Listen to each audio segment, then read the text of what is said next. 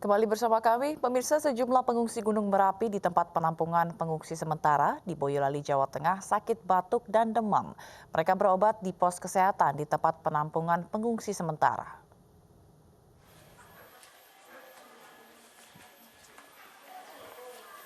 Pengungsi antri bentuk berobat di pos kesehatan di tempat penampungan pengungsi sementara di Desa Tlogolele, Kecamatan Selo, Boyolali. Sejumlah pengungsi sakit batuk dan demam. Mulai anak-anak hingga orang tua merasakan sakit saat berada di pengungsian. Untuk melayani pasien, tim medis membuka posko kesehatan di pengungsian selama 24 jam. Kayak nggak kerasan gitu. Kenapa nggak kerasannya? Ya kasihan tuh sama anaknya kalau nggak ada bantal sama kasur. Terus jadinya kan apa ya, sesak nafas gitu. Gitu. Kalau lagi pilek. Harapannya apa, Mbak? Ya semoga Merapi cepat mandiri aja. Sementara di tempat pengungsian terdapat ratusan pengungsi rentan dari 3 dukuh di lereng Merapi, yaitu Dukuh Stabelan, Takeran, dan Dukuh Belang. Dari Boyolali, Jawa Tengah, Tata Rahmanta, iNews melaporkan.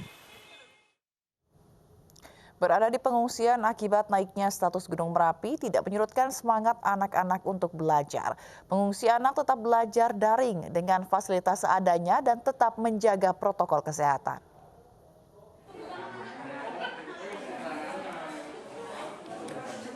Status siaga Gunung Merapi memaksa ratusan warga yang tinggal di radius bahaya mengungsi ke tempat aman.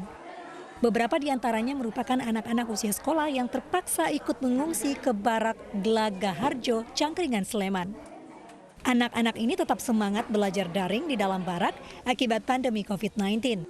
Sejumlah anak lainnya bahkan harus mengerjakan tugas sekolah di dalam bilik berukuran 2 x 1,5 meter bersama orang tuanya. Jam 8. Sampai? Jam 9. Jam 9. Itu apa yang dikerjakan? Kadang PPKN, kadang matematika, kadang bahasa Jawa. Tugas dari sekolah? Ya. Jadi ini semua buku dibawa ke sini? Ya. Buku pelajaran dibawa ke sini semua? Ya. Tapi lebih enak mana belajar di sini sama di rumah? Lebih enakan di rumah. Meski ada internet gratis, namun mereka merasa kurang nyaman belajar di barak. Seperti ini? Agak terganggu, kadang berisik. Kenapa sih terganggunya, kenapa? Berisik teman-temannya, tapi sulit konsentrasi.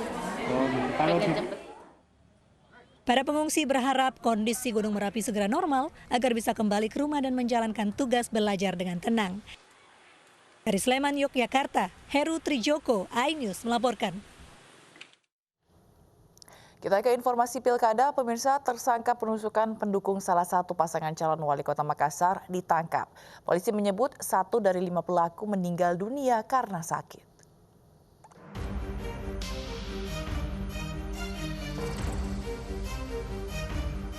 Pelaku penusukan pendukung salah satu pasangan calon wali kota Makassar di kawasan Palmerah, Jakarta pada 7 November lalu ditangkap.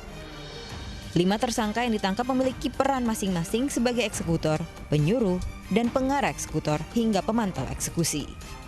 Namun salah satu tersangka meninggal dunia karena sakit. Pada saat kita melakukan penangkapan saudara S, ya, ini satu sebagai gambaran bahwa satu saudara S pada kita lakukan penangkapan, memang yang bersangkutan memang dalam kondisi sakit, ya, kondisi sakit bawaan. Yang kemudian kita rujuk ke rumah sakit. Yang bersangkutan ada penyakit jantung, ya, sesak napas, ini masih kita dalami, dan di rumah sakit meninggal dunia. Polisi masih mengejar 2 tersangka lainnya yang masuk dalam daftar pencarian orang dan berperan sebagai joki kendaraan saat penusukan. Penusukan terjadi pada 7 November lalu saat para pendukung tengah menunggu para pasangan calon wali kota Makassar tengah berdebat di salah satu kantor stasiun televisi swasta di Palmerah, Jakarta. Korban terluka di bagian pinggang dan dirawat di rumah sakit di kawasan Kebun Jeruk. Dari Jakarta, tim liputan iNews melaporkan. Calon Wali Kota Medan, Akhir Nasution bertemu dengan relawan Angkasa Foraman yang bertekad menyatukan suara untuk memenangkan Akhir di Pilkada nanti. Sementara calon Wali Kota Bobi Nasution belusukan ke kawasan Marindal untuk menyerap aspirasi warga.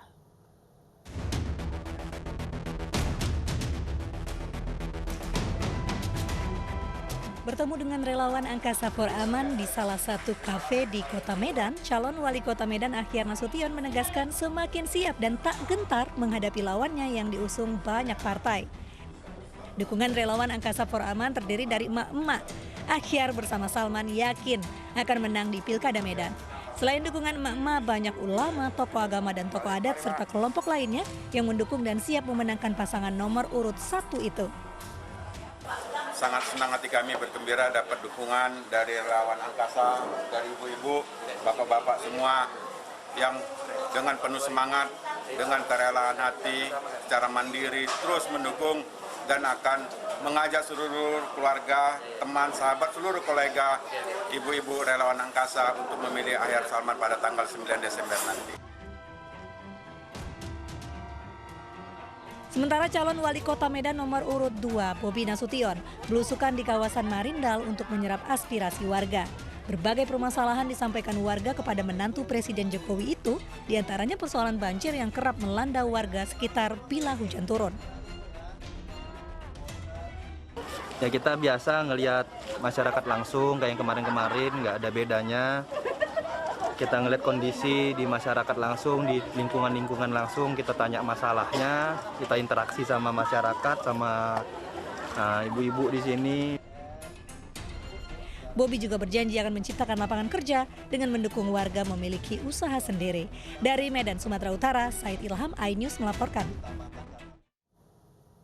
Meski telah menerima kotak suara hingga peralatan kesehatan, logistik pemilu di Pasuruan, Jawa Timur belum lengkap. KPU Pasuruan belum menerima surat suara dan daftar pasangan calon yang akan dipilih.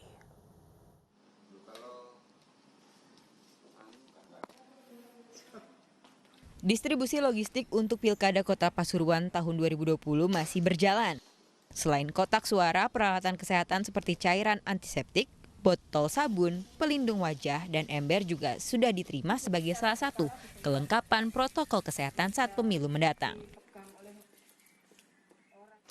Sementara KPU Pasuruan belum menerima surat suara dan daftar pasangan yang akan dipilih. Kotak suara juga semuanya seluruhnya sudah kita terima. Bilik itu kita masih punya persediaan aluminium yang cukup banyak, maka untuk efisiensi kita tidak pengadaan karena ternyata itu boleh untuk dipakai kembali kecuali yang kotak ini. Itu saja, kurang surat suara yang belum. Daftar pasangan calon juga belum, form juga masih menunggu PKPU Tungsura.